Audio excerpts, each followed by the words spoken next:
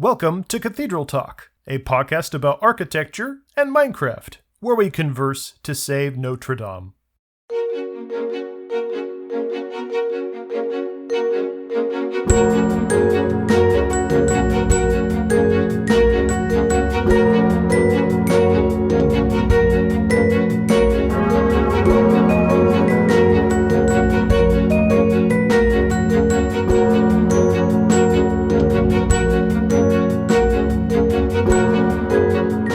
Guess what?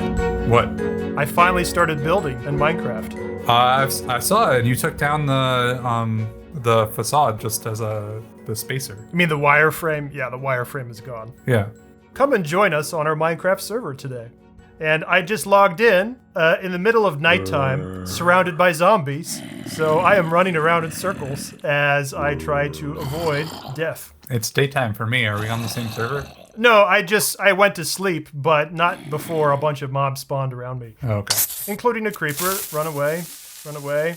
When I told someone today to listen to this, they said, I didn't know you played that much Minecraft. I said, oh, I don't.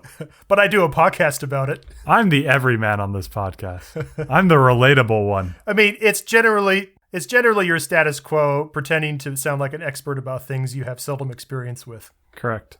Where are you, Zack? I've forgotten our vocabulary lesson. I'm in the circular part. Oh, okay. Well, it was similar sounding to a certain car. It was a Chevy Forguary. A Model T. It's the Model T-uary. Although it's a cathedral, so it's a model cross. You're waiting in the Chevy. I'm waiting in the Chevy with a lead pipe. All right, folks. I briefly mentioned when I started this new project that I wanted to handle things a bit differently, in that when I build this new model for Notre-Dame, I want to build it in the sequence of how the real thing was actually built. And that does involve building walls and buttresses and just general pieces of the cathedral that very well may no longer exist today. Wait, what do you mean pieces that no longer exist today? Do you mean because they burned down in the fire? No, because they were demolished to renovate. So, right now, we are standing in the Chevy, which is the semicircular wing of the cathedral on the east, right? Right. Because we're at the far end, at the opposite end where the towers will one day be, right? Yes. The east end. The east end. Okay, so now if we walk around the outside here, or fly around if you have an Elytra, you'll notice that there are these massive buttresses planted on the ground that stick way out, and that there is a semicircular wall that sort of wraps around on the sort of inside connection between each of those buttresses. What I want you to realize is that I've actually still left a ground plan for the final version of Notre-Dame as it is today to compare to it.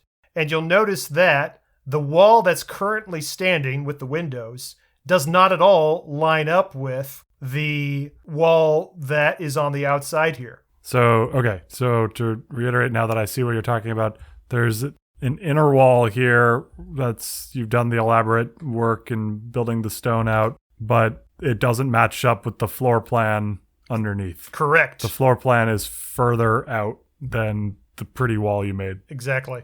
Yep. The floor plan for the current version today, the outermost wall has nothing built up on it. The start of the cathedral, when it was first built, was much more inset. And that semicircular wall only hugs the two aisles of the ambulatory, the two different aisles that wrap around the apse at the east end. The reason that this is different than it was today is because much later in the architecture construction of Notre-Dame, they decided they wanted radiating chapels on the east end. So they converted this space between these massive buttresses into chapels. But when it was first built, there was nothing in between these massive buttresses. It was just empty space. And so right now, that's how it is. But that does mean that one day, further on construction, I'm going to have to come back and demolish all the work that I just did. Because you didn't make this project hard enough for yourself in the first place? No. I mean, this podcast has to at least last a couple of years. I had to make it long and, make it impossible to finish within a few months, right? I'm just blinking. Well, that's the fun part, right? When it comes to demo day, we could have a special demo day on the podcast where I ask you to come out and knock down some walls on the cathedral for me. I think you can do that much. Careful, he'll bring some TNT with him. I kind of thought that might happen, yes. So this is very nice. It's just the stone and the andesite that are temporary. Right. So I'm using lots of different stones right now. Basic stone, andesite, stone bricks, even polished andesite. Right now, I'm really just kind of relying on the basic template that I created with the single player map I had for the smaller version, the same texturing. Since this is a much larger version, I'm probably going to have to go back and think through some of the textures again, because what looks good on a certain scale probably doesn't look as good on another scale. But it's good enough to be sort of makeshift in the meantime. We weren't listening. Sorry, we're fighting. You're fighting? What are you fighting? Each other. Is PvP turned on? No. We're just up on top of one of your buttresses and we're just wailing at each other. Yeah, wet noodle matching each other. Are you trying to knock each other off? Okay. No, I mean, it doesn't work. I was trying, I didn't know that PvP was disabled, so I snuck up behind David and I wanted to push him off. And then when I clicked, nothing happened. And I was like, I've never actually tried PvP on the server. I think it started in late May of last year. So Sounds it's been right. up for over a year. And I've never tried to hurt someone else. Almost anyway. That's how the calendar works. Almost a year, yeah. I know how months work. I blame the Romans. Who puts October as the 10th month? Seriously. Oh yeah, I never noticed that before. That is dumb, isn't it? It's because they put the stupid Caesars in the middle. Huh. I never noticed that before. Actually, I hadn't thought about it either. Yeah. Whoever did that needs to be stabbed. Oh. Too soon. Too soon. The burning of the Library of Alexandria now jokes about that are too soon. Stabbing Julius Caesar, that's not too soon. You make jokes about that the next day. Brutus certainly did. Et tu, Brute. And so is literally anything... Oh, I'm almost dead. Is literally anything here going to survive? Yeah. So the buttresses will remain. The giant, thick slabs that are orthogonal to the curved surface of the chevet at this point, those are going to be where the flying buttresses ultimately reach out towards the apse much later. And so all that happens is, again, there's those cavities of space between each of the giant buttresses right now that eventually get filled in with more rooms, the chapels. And so they just extend the wall further back. And so all the windows have to get shoved backwards. Are the flying buttresses in their final form as plain and square as this? Well, so remember, we're only at the first level right now. Right. This is just the beginning of the construction. Right. And I should also point out that we have not yet had our episode on the vocabulary for the verticality of Gothic architecture. We've only talked about vocabulary for the ground plan, the floor plan. But we haven't talked about what the different levels and the different tiers as you go up and down a cathedral actually are called. So that's coming up soon. Listeners, I hope you could tell how much he was smirking during that. He's way too excited. I'm excited too for podcast content. So anyway, what we have here is the very first part that was built right around 1163. Which we said they built this part first because that's the most religious part of so you could actually hold services and things.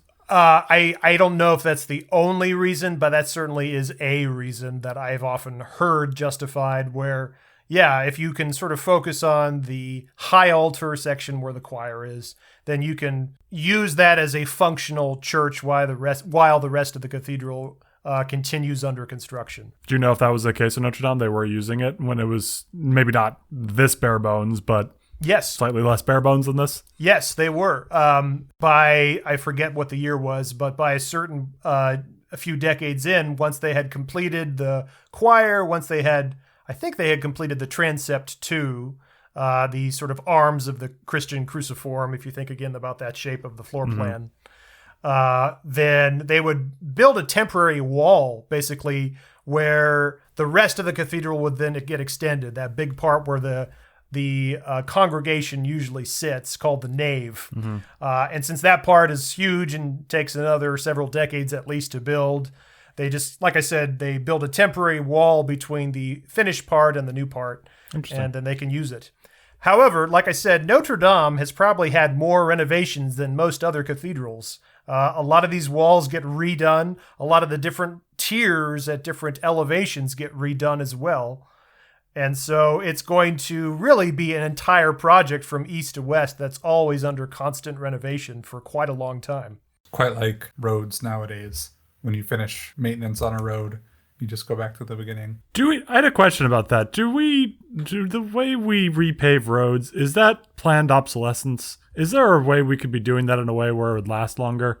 At some point I thought I was told that concrete would make roads not need to be replaced as frequently as asphalt. Well, I've heard mixed things too, and I'm not going to begin to pretend like I'm an expert on roads. But I do remember in a road construction video that I watched with my toddler son that they mentioned how asphalt is a recyclable material as opposed to concrete, which for some reason is not. Yeah. So that when they, you've seen those scrapers when they build a new road on top of an old road, that they sort of rip up layers of the top layers of the asphalt.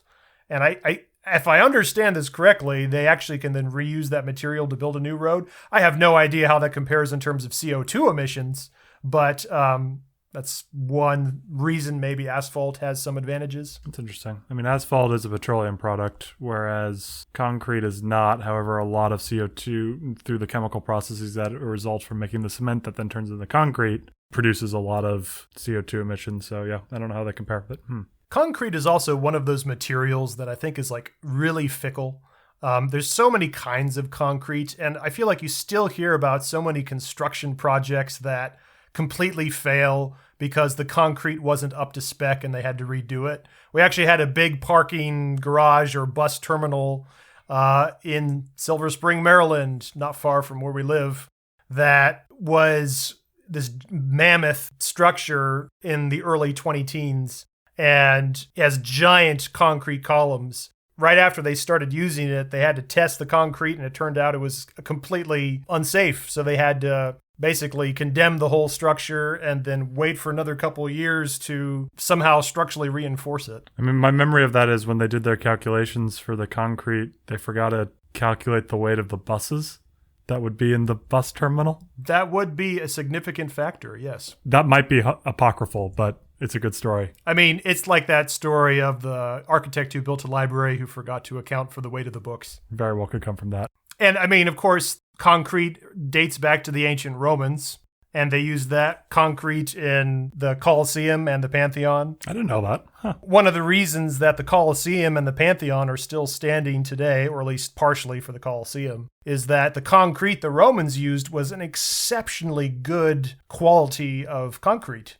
It was extremely, I don't know if dense is the right word, but it was very refined so that in the winter, water would not get in the cracks between the concrete and freeze and then expand and crack the concrete.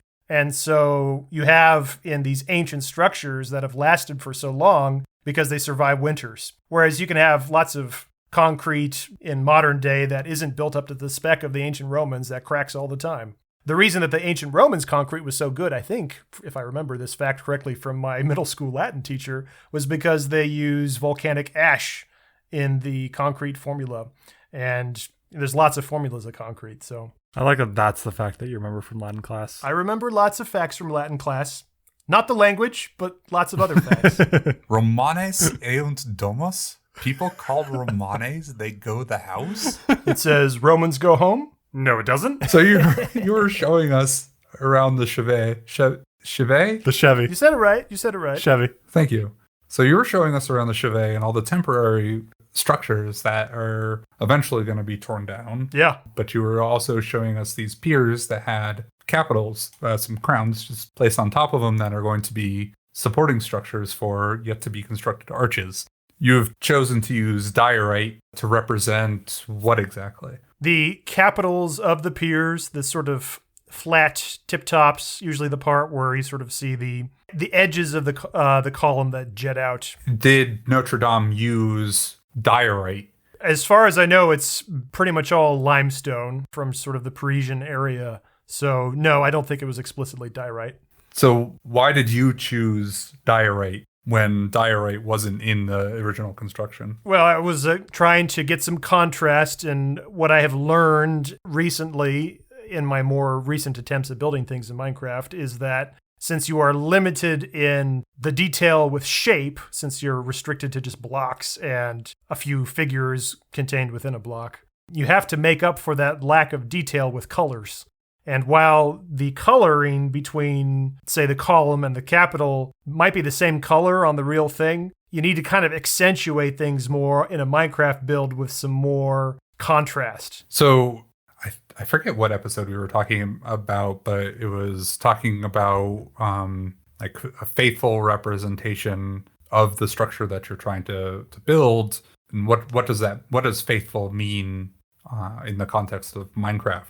Since you're limited to very clunky blocks that are supposed to be 1 meter in length on a side, there's only so much actual like faithful geometry that you can use. But you want to be as realistic as possible because you think that using realism is a way to invoke the feeling of the building that you're reconstructing. You understand that there are limitations with the game engine to be able to do that faithful representation. How do you make that not cost benefit analysis, but how do you do that analysis between, I know this block isn't stone, I'm not using stone stairs even though they exist in the game. Why, like, how do you choose not to use the right material wise in order to use the right material aesthetic wise? It seems like one of the things that you're doing is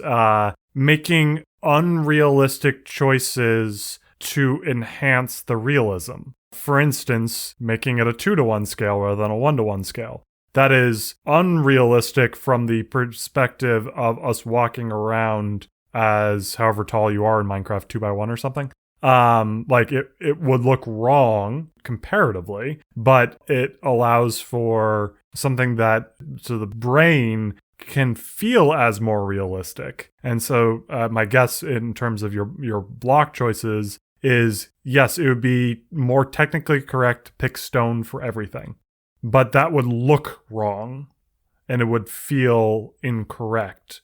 I agree with that, yes. So, but you're making a stylistic choice that's different than photorealism here, right? So, like, you're not doing, like, abstract art, but you are applying a non-realistic aesthetic to provide the audience member an emotion that you want them to feel. So you're not strictly realism, you're strictly emotion. Yeah. I definitely am trying to evoke a feeling of the real thing by making choices that may diverge from the actual coloring, the actual materials, the actual substance. But again, it's all about, I think, getting the human eye to focus on certain details, almost like a hierarchy or a priority over other details. Certain things should stand out more, and other things should be very subtle. And since you can't always accomplish that with shapes, since we're limited to blocks, you then resort to textures and colors. Since this was in the email that I sent out, you guys have some prior knowledge to the leading question that I'm going to ask. The audience is going to be in the dark here, but where do you draw the line between a block that you would include for color texture purposes, but it is not acceptable to use what the block represents? For example, would you use a mushroom block for its color, even though it's organic? And correct me if I'm wrong, your original Notre Dame, your 1-to-1 from 10 years ago, you didn't use wool, right? Nope. Because that felt wrong? Correct. I did. Even though that color would have been more appropriate at some points? Arguably, the gray color of the light gray wool would have probably been a lighter shade and a bit closer to the tone than the darker stone color I used. That's true. So if I had built a giant wool cathedral in 2011, it might have looked more authentic, although it probably would have killed me inside. I think that's the question, right? When does it kill you inside, and when is it acceptable? Wool. What is wool? It's only wool. You'll use That's the mushroom. I can't stand wool. Yeah. Tom's vegan. Yeah. Well, okay, so there is one thing that's interesting that I don't know for how many Minecrafters would actually notice this. This does not apply for all textures in game, but there are a few specific textures that this does. And they're mostly, I think, only textures that usually appear over and over again at a very, sort of repetitive way, like stone and dirt and maybe sand. If you look at the stone block over and over again in a giant field or wall of stone, you'll notice one thing that the Minecraft engine does is that it takes the texture of the stone and it rotates it in arbitrary directions, depending on where you're looking. Huh. And what that accomplishes is that you get a non-uniformity ever so slightly of one block to the next, to the next, to the next, to the next, to the next, to the next. And that helps break up the pattern so that it feels okay when you have a giant mountain of nothing but stone, a giant wall of nothing but stone. And again, there aren't that many textures in Minecraft that do that. Stone bricks, almost most, actual construction blocks that you have, they couldn't do that because a lot of those blocks are designed to interlock with a very specific orientation. But those very basic blocks like stone and dirt and maybe a few others do have that interesting arbitrary rotation to them. And wool, for example, would not do that. So if you had a wool block stacked next to each other over and over and over again, it doesn't matter how good the texture is, the human eye will always see that repetitive pattern over and over again. Yeah, I mean, I don't want to drag on wool too much. My house in our multiplayer server uses wool as the attic texture. And I think I get around that a little bit because it's not you were describing a scenario where you have a large section that's the same material. I think I get around that by breaking it up with wood and stone brick. And there are very few sections of wool that are longer than 4 blocks long. I don't think because wool has that effect that you describe, but because adding in other textures and colors into it is a better experience than just what like a flat stone surface provides with its random orientations. And so I don't think there's a controversial statement to make. You also, like, even though a large swath of stone looks okay, you still break up your stone with stone bricks, cracked stone bricks. Andesite is a good one. In the next update, which has been delayed, they're also coming out with some new ones that work well with stone as well. So look forward to that. But yeah, I think wool works fine. You hate wool, but how about like mushroom? Okay, so back to your original question. There are a couple things that are a deal breaker for me.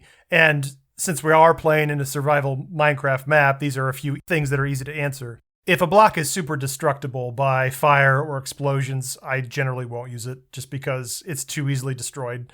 And if you have an explosion go off, it'll take out many blocks in a row, and I don't want to have to redo them. Stone is resistant to explosions, so if you build with it, if a creeper goes off, then you haven't lost that much. So in that, I appreciate that. Also, just breaking speed as well. Blocks break too easily. People just walking around might click on things and accidentally break them, and I don't want that to happen. Oh, you're laughing like this has happened. Has it? I don't think that's ever happened. Has it? Maybe. I don't think I've ever just let's go into La-di-da-di-da, destroy some blocks as I walk by. So I think the best answer I can give you, I am much better at being willing to use materials now in Minecraft that, from the narrative perspective make no sense, like a mushroom, but only if they come in full form with slabs and stairs and their various iterations. Because I just do so much work with a lot of those special blocks now. If they don't have a lot of those special block configurations, then the kind of work that I do would be a lot more limited. To clarify for people who don't know, what you're saying is some types of blocks in Minecraft are the only form that you will ever see them in terms of shape is just the normal Lego 1x1 cube that you associate with Minecraft. But now in Minecraft, a lot of the textures have different versions that isn't just a cube, such as a stair shape or a fence or a wall, which you play with to make shapes that are not just cube after cube after cube, which your original Notre-Dame was much more of cube after cube after cube.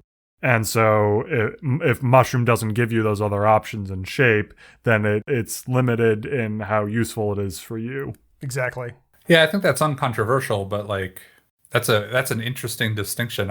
I'm struggling to think of the examples in your building where you use a block type that doesn't have like a stair or a half slab. So some of the biggest professionals, and I don't consider myself to the caliber of some of the most impressive Minecrafters out there. I feel I'm very good, but I'm certainly not at the very top tier.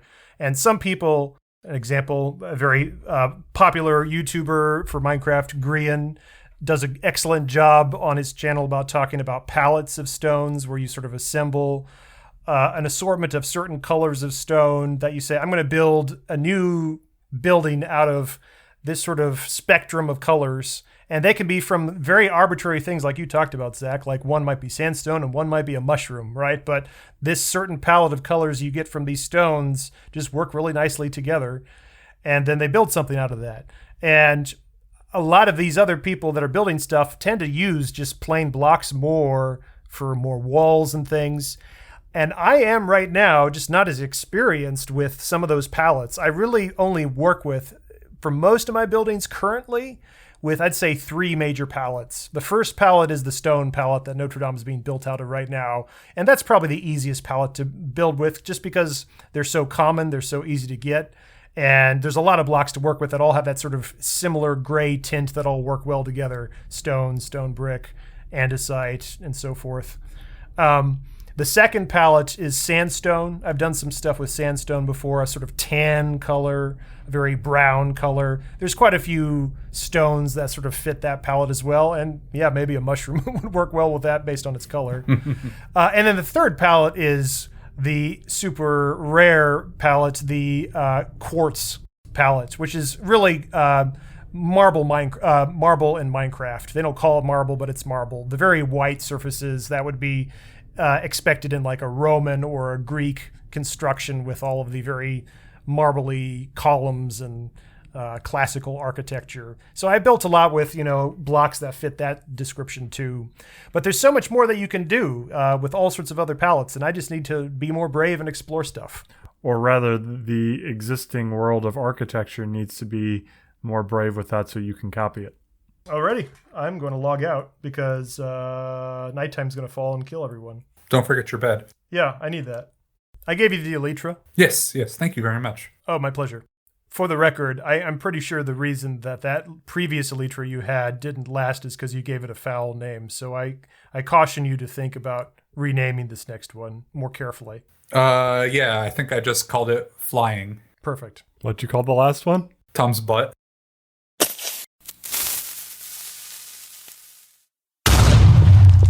This podcast is, of course, not going to go out for at least a few more weeks until the public actually hears it. But just so the public is aware, today is a notable day.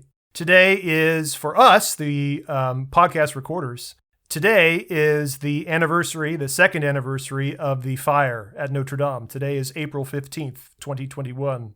The French Embassy today hosted a live panel event with several experts on Gothic architecture and the reconstruction and people associated with Notre-Dame. It was really nice of them to invite Tom to speak on their panel. I know, right? I just hogged the mic the whole time, and I got only a few dirty glances.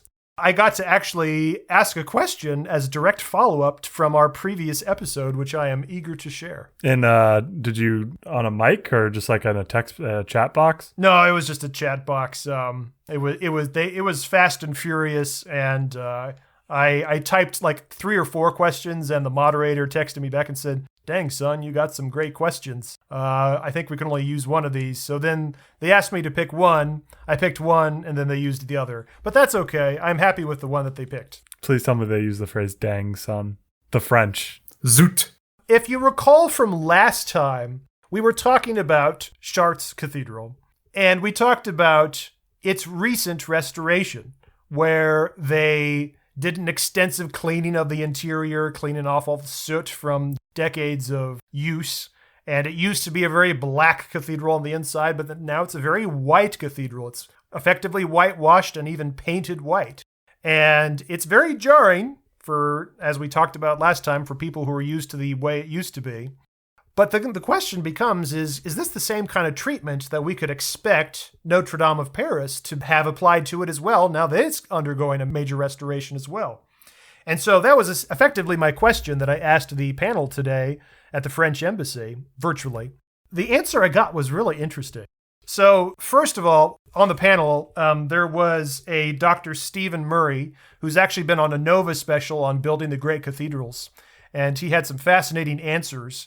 And the answer that he gave me, first of all, was just a little bit of background on why did they do that to Chartres Cathedral in the first place. I guess back in the Middle Ages, that very whitewashed experience that we were talking about last time is authentic to how those cathedrals would have appeared to a middle-aged person, 800, 900 years ago. So they were trying to replicate the real experience. And some of the bizarre things that they would do would be like painting that faux marble we talked about. And even, this was the weird thing, they would paint a lot of faux joints between stones. They would then cover up the real joints with paint, which is just so bizarre. It's like, why would you cover up the real joints and use fake joints? It blows my mind. I think you can understand why. I think this clearly speaks to the thing that we're talking about previously of how what looked architecturally interesting, fancy even, back in that day is just a completely different taste than what we have today. Paint was harder to come by back then. So like you didn't see it in as much, it would only be in the major buildings. I think that's an accurate thing to say. Like, it's not like... Yeah, no Sherwin-Williams. Yeah. Yeah. I was like, I don't think paint was really hard, but then I was like, you're only comparing it to how easy it is to find today. And like, it's pretty easy to find today. Right. Like, it's not every house was painted. Like, it would just be the materials. So, like, the painted things would be the palaces, the cathedrals. So that's where you would go to see that sort of color. But as over time that has faded. Or even scraped off. And over time we get used to the dirty look and associate that with antiquity. Even though there's nothing old about that, old doesn't mean dirt necessarily.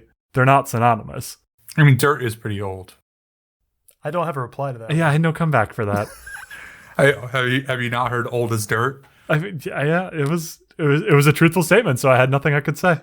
Maybe you should start associating dirt with old. Well, so that's the thing. You can associate them, but they're not synonymous. Well, so as we dove deeper into Notre Dame's restoration versus Chartres' restoration, we were talking about, or I wasn't getting to partake in this conversation. I was just listening. But I wish I was. I wanted to be on that panel so bad. You just need a couple more PhDs. I then asked, is Notre Dame going to be painted over just like it was at Chartres? They were very brazen. They were trying to replicate that medieval experience at Chartres. So will that be at Notre Dame as well? So the answer I got from, but this is actually the president of Friends of Notre Dame, who is running the fundraising efforts at the international scale to help support all this work. And his name is, I believe, Michel Picot. He was sort of in on the know of how the restoration work was proceeding. And he said we probably could expect them to touch up some of the paint that's already there, because actually a lot of those radiating chapels are painted some vibrant colors, especially around the chevet. If you look at some of those radiating chapels, they have some very deep blues and things. So all that'll probably get touched up with a lot of new paint. But his initial expectation was probably not nearly to the level that was done at Chartres.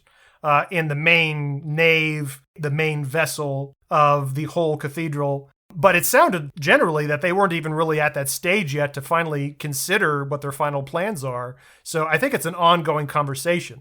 Then here was the interesting part. Another member of the panel was the organist, who had already done a really fascinating description of the organ and the restoration going on just for that, because that's an extremely sensitive and mammoth project all on its own. I believe his name is pronounced Olivier Latry, I think. Again, apologies if I got that wrong. But as soon as this question came up, he piped up right away and said, Ha, piped. Go on. He piped up. Oh, my train of thought. He piped up and he said that it would be a disaster if they gave the painting treatment, the whitewashing painting treatment to Notre Dame that they did at Chartres. And he said it would ruin the acoustics of Notre Dame. Oh. And I thought, that's so fascinating. He said that Because paint absorbs? right now, the organ at Notre Dame is an incredibly sensitive instrument that I guess they've done all sorts of tweaks and fine tunings to, that it is designed to behave as it is intended to in that stone cavernous space. And if they were to paint over everything like they did at Chartres, I guess they would have to completely rethink the acoustics of the building. And that is something that they clearly do not want to do. I have so many questions to go off of this. Okay, so first off, is that because the paint absorbs differently than plain stone? Yes. Okay. It's more absorbent, right? Yes. He started giving numbers like you can expect a certain number of seconds of reverb against a stone surface versus a certain amount of reverb against a painted surface. And maybe in, a smaller room, paint versus stone isn't going to matter that much. But when you have a gigantic Gothic cathedral, that gets amplified several times over, even with slight changes in the consistency of the material. I'm not sure there is a physical science that is more baffling to me than acoustics. Yeah. It feels impossible for them to account for the variables that all would have to go into that. Clearly they do. Acousticians, I think that's how you say that. Sounds good. I'll take it. Zack is not approving of... Prove me wrong. Sound engineers. Acousticians, I'm pretty sure is a word. Sure, whatever. So many of material sciences, if you're doing something that is calculation based, that is fairly understandable, how you could do the complex math to figure that out. Maybe now with the advent of high-end computing, you could account for all the variables of all of the angles in a room and the materials all throughout a room. I imagine, I guess our computers are probably strong enough to handle that, but there's just so many variables in that I just can't even, I don't even know how to, someone like that begins to think through. Sure, acoustics in a small little room, okay, sure, you could figure that out. But in a theater or in a cathedral, what? It blows my mind. I'm not going to undercut the work that they do. I'm sure it is computationally intensive, but I don't want you to believe that all complex engineering tasks require those complex calculations to occur for you to be successful. Meaning that you can get close enough and that is good enough? I mean, your ear and your brain are very sensitive instruments and calculation tools, right? That's true. So imagine this. If I asked Tom to account for wind resistance and human biology, write down the equations necessary to figure out how to throw a baseball from the pitcher's mound to home plate, right? That's computationally intensive. Probably a really difficult task for a mathematician or a physicist. Not a very difficult task for a pitcher. They don't get the signs from the catcher about what kind of pitch that they should do. Turn around, open up their desk, get some their TI-83, punch in everything. It's all right, now I know how to throw this ball. They know how to do it. I like that you implied that that these poor pitchers can't afford nicer calculators than TI-83s. TI-83s have not changed in price for about 95 years. Do not disparage the TI-83. I was using it as the gold standard of calculator, and you just went ahead and dumped all over it. Texas Instruments. Are you a Casio man? No, I buy all their products and they charge an arm and a leg for them. Yes, I'm a math teacher. Yeah, well, I'm angry that we're still stuck with basically the same technology of 30 years ago. The screens just have a few more pixels now. don't tell your students about Wolfram Alpha. Well, okay, that's a really big We're not going down that. But Your point on sound engineers. Yeah, your point on sound engineers. my point on sound engineers is I'm sure there is a lot of theoretical work that's involved. I don't want to disparage that.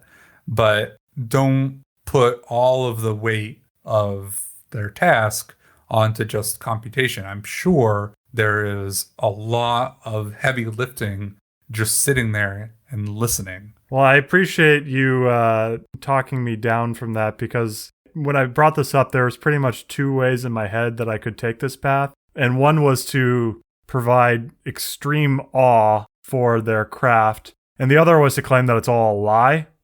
And I chose to go with the first. It's good that you figured out how to pull it into the middle. It is awe-inspiring. I don't think I was trying to pull you down from that, because one of the things that I did in my multivariate class was talk about how all these different large structures in medieval times often would have a composition made specifically for them. And it would be interesting to hear exactly what the composition for Notre-Dame sounds like, because I don't know what it is personally. Well, to the point that Zack was making a moment ago about, it's easier for a pitcher than a physicist to solve that problem. Again, the scientific method really hadn't been invented yet in the Middle Ages, certainly not to the standard form that we use from Isaac Newton and on. I mean, when they were building Gothic cathedrals, there was a lot of trial and error, right? There was a lot of, let's see if this works, and they would, build it up, and then they see if it holds or not. And not all cathedrals made it. A lot of cathedrals actually kind of needed to be rebuilt because they collapsed. There was lots of examples of that. Beauvais, in particular, is an unfinished cathedral to this day. Actually built a bit after Notre Dame, was more ambitious in terms of height. Too ambitious, it turned out, and collapsed. But I imagine, again, the same thing with the acoustics, too. There's probably a lot of trial and error. I imagine that, you do have to kind of see how this sounds, try out some material in different spots around the nave. Actually, if you are in Washington, D.C., and you go to the National Cathedral, some of the surfaces around, I think, the vaulting and some of the transept and maybe nave actually have something called, I believe it's acoustalith, something to that effect. Oh, really? You won't give him weird glares over that word, Zack? Because he's just speaking gibberish to me right now. You were at least tangential to an actual word. Oh, okay. Again, the National Cathedral, they also were trying to optimize acoustics in certain ways, and so they use this special tile that is supposed to absorb and, I suppose, redirect the sound in better ways than, I guess, what the stone itself would have done. My bigger question is, considering that they did this intensive whitewashing job at Chartres, did they ruin the acoustics of Chartres? You do wonder, for someone who knows their instrument so well, like you'd understand that they would be wanting to preserve what they know and return to what it was. I would be very curious to know if that organist has gone to Chartres and listened to an organ concert with the new paint job and can tell a clear difference. Very possible that you can. I just wouldn't know. Also, what's the difference between someone who's spent their career in blood, sweat, and tears to make sure that the acoustics are correct and an average parishioner?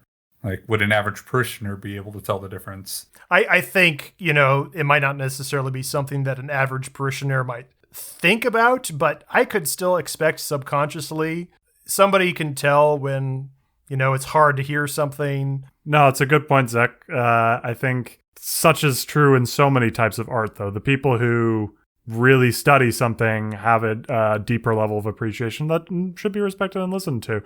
And balanced, maybe is the right way of putting it, with average Jane Schmo, who doesn't have that same level of attachment and so doesn't have as nuanced of opinions, so you have to cater to them both to some degree. I think just hearing the argument that since the space is so large, even a small change in the reverb has a large impact on the sound to court the pun, it resonates with me that if you were to play something pre-paint job to someone and play the post-paint job to someone, that they would be able to tell the difference between the two when they're contrasted so close together with one another.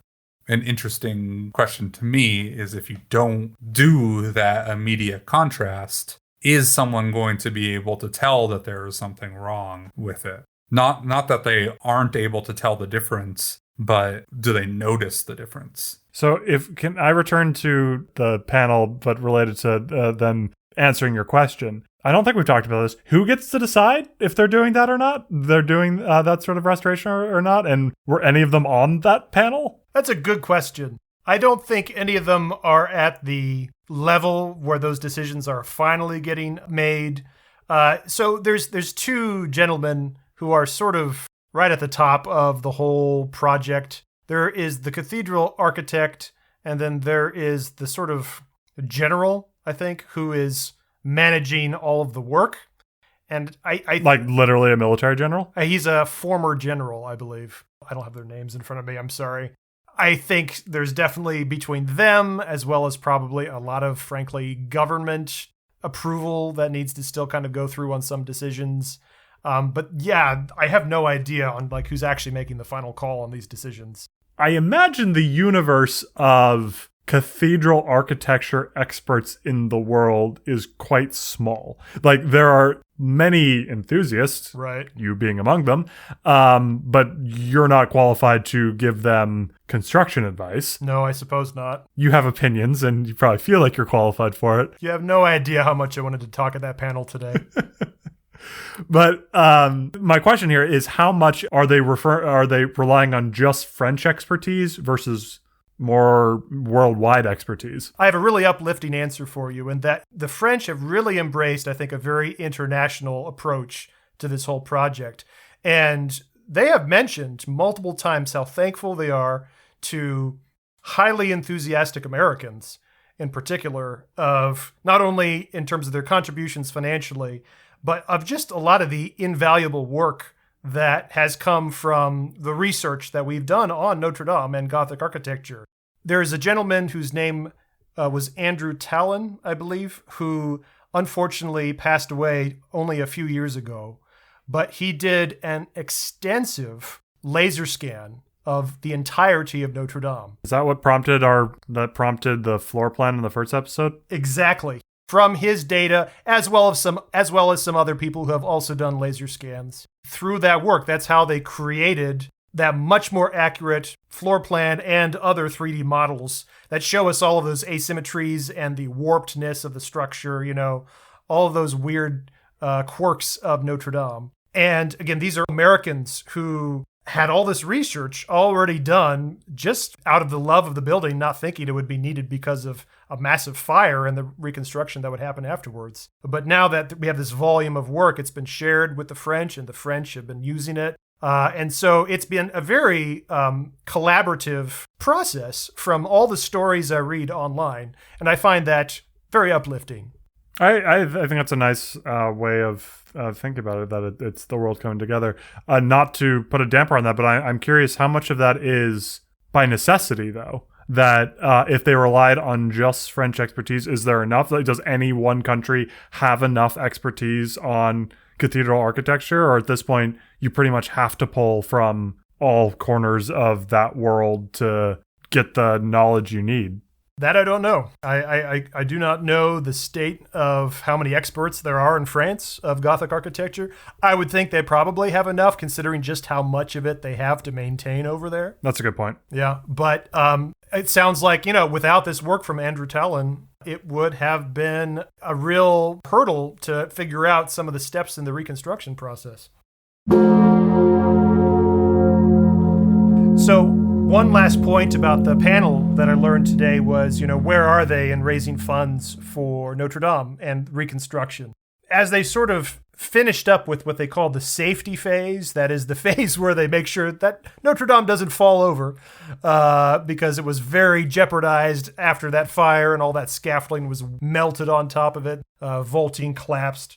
It was in real danger of toppling over ever further. We have now exited that phase because, again, they've got all these wooden braces, and these wooden braces are, I think, as I understand it, have really stabilized the building to a point where I don't think we're afraid of any more collapsing, which is good news. But that cost, I guess, about 165 million euros, or about $200 million. And as far as I know, that money has been pretty much raised. But we're now, entering the next phase of restoration and reconstruction. And they don't have a exact number yet of how much they expect that to cost, but only to expect that cost to balloon.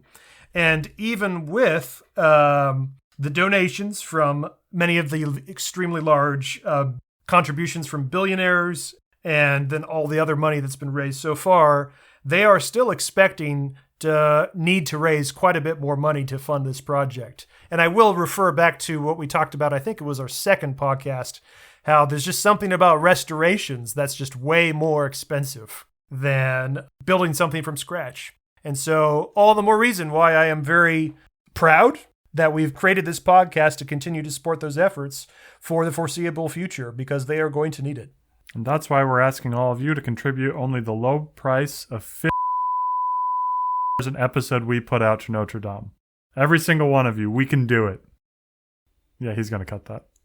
He doesn't like my jokes about money. It's like David just wants me to cut things.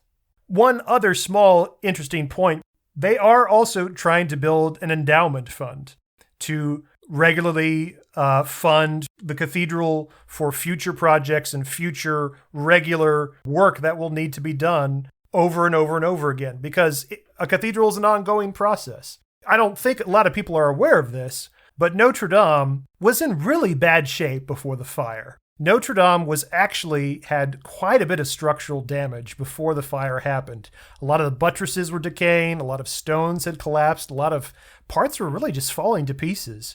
Friends of Notre Dame, the international organization that's been raising this money, had already been in operation, I think, for at least a couple of years before the fire had ever occurred.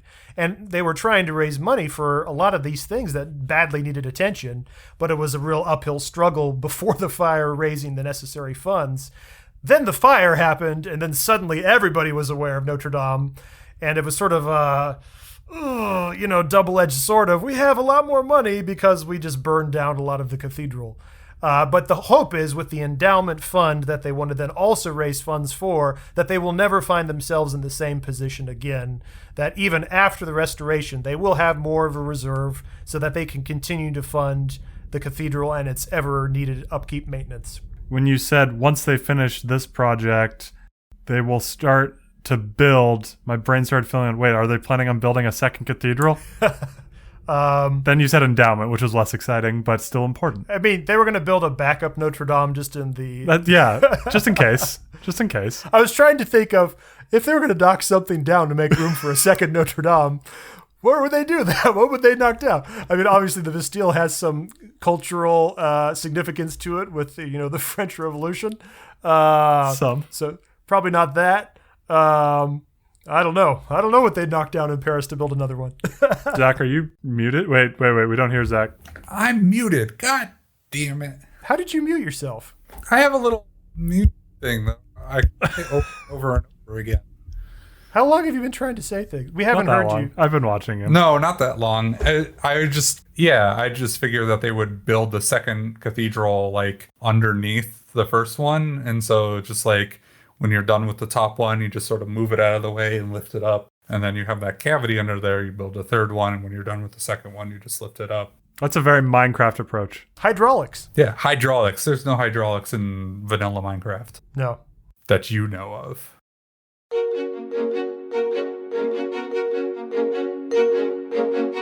That's it for now.